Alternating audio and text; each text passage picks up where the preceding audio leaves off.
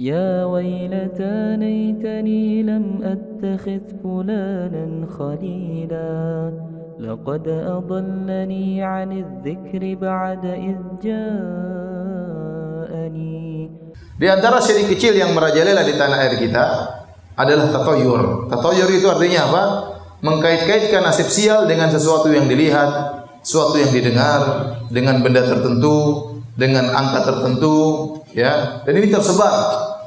Bukan cuma di kampung, di kota-kota besar juga. Contoh, meyakini angka 13 angka sial. Itu tatoyur.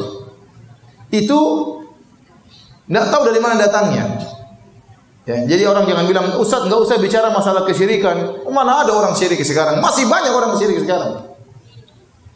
Coba percaya angka 13 angka sial itu dari mana ceritanya? Secara ilmiah enggak masuk akal. Bapak-bapak kalau pergi ke, saya sering pergi ke hotel, enggak ada lantai nomor 13. Lift itu cuma sampai tidak ada nomor 13-nya. Kenapa? Karena hotelnya cuma sampai 12 tingkat. Jadi kalau angka 12 langsung angka 14, kadang langsung 15, 13 enggak ada. Sama, mereka juga tidak, saya juga lihat banyak lift-lift di Jakarta tidak ada lantai 4. Jadi lantai 1, lantai 2, lantai 3, lantai 3A. Terus lantai 5. Ini 3A itu ya 4 itu, tapi mereka tidak mau tulis angka 4, takut sial. Subhanallah. Jadi kalau untuk punya anak, ini anak berapa? Anak pertama saya, anak kedua saya, anak ketiga saya, anak ketiga saya. Takut bilang keempat. Akhir dari mana seperti ini? Apa khurafat? Apa? Kenapa 13 bisa bikin sial? Itu dari mana seperti itu? Gak masuk akal. Dan itu bukan tersebar di Indonesia saja, di mana-mana. Di Amerika, negara-negara canggih, mereka meyakini angka 13 angka sial. Sangat tidak masuk akal. Dan itu syirik dalam Islam. Ya. Apa kalau orang, saya tanya sama antum, boleh enggak seorang punya anak sampai 13? Boleh. Berarti kalau anak ke-13 anak sial, enggak boleh punya anak 13. Terus gimana? Ya sudah, anak ke-12 langsung loncat anak ke-14. Gimana caranya? Ini anak ke-13 mau diapain? Anak sial? Subhanallah. Khurafat. Khurafat. Tapi diyakini oleh masyarakat. Apa bedanya 13 sama 14? Bedanya 11-12 ya.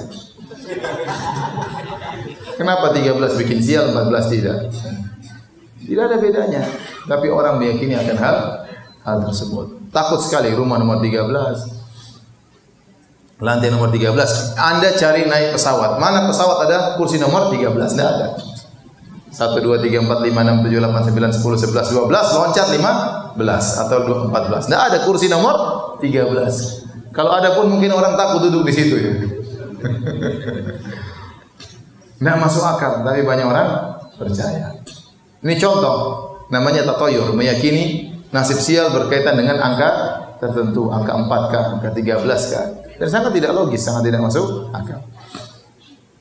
Di zaman Nabi SAW pernah berkata, la sofar, tidak ada nasib sial di bulan Safar. Nabi juga berkata, wala ham, tidak ada nasib sial berkaitan dengan burung hantu. Jadi keyakinan seperti ini sudah ada sejak zaman jahiliyah.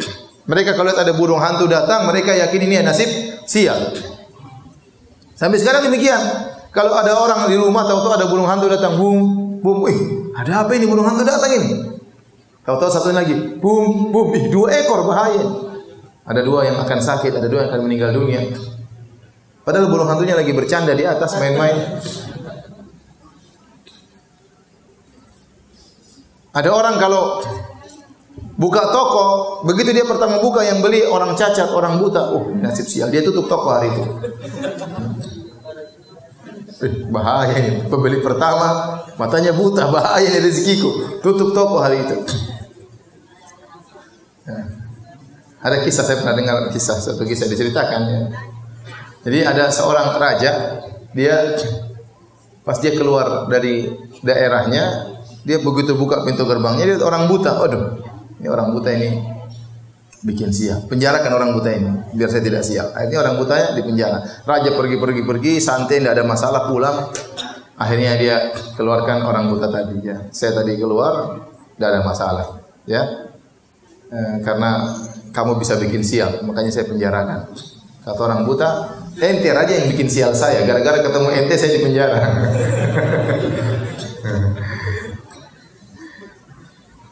Dahulu orang-orang takut menikahkan atau melakukan pernikahan di bulan Syawal di zaman Nabi sallallahu alaihi wasallam. Maka Nabi menikahi Aisyah di bulan Syawal karena dianggap bulan tersebut adalah bulan sial untuk pernikahan.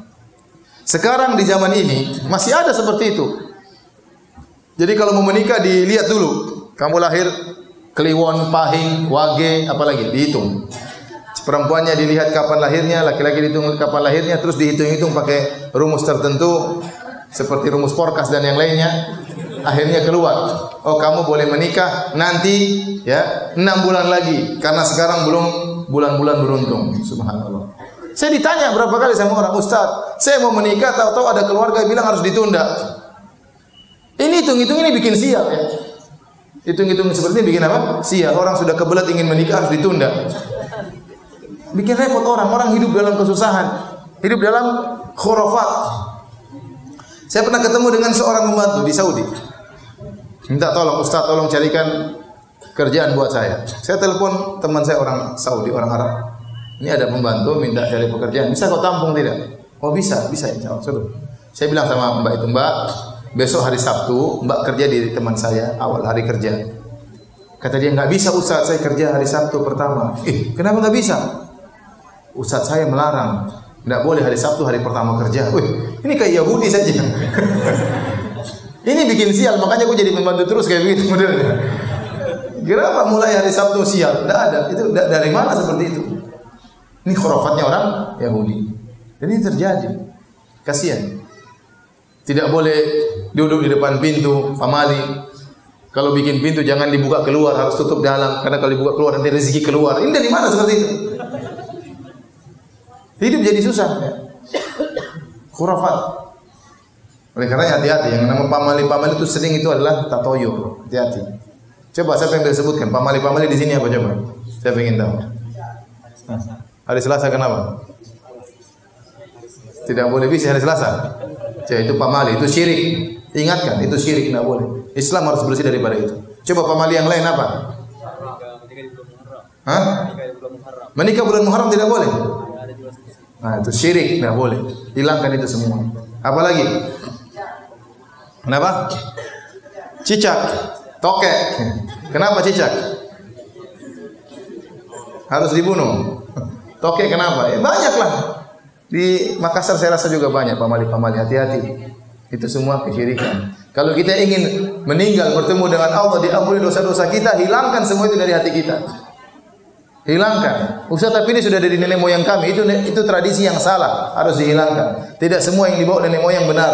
Banyak yang dibawa nenek moyang benar dan ada juga yang salah. Yang salah dibuang, yang benar dilestarikan. Adapun keyakinan-keyakinan tadi, tidak boleh potong kuku depan rumah. Apa hubungannya? Tidak boleh potong kuku kalau malam. Apa hubungannya? Apa hubungannya dengan kesialan? Tidak masuk akal. Oleh karenanya dihindari itu semua.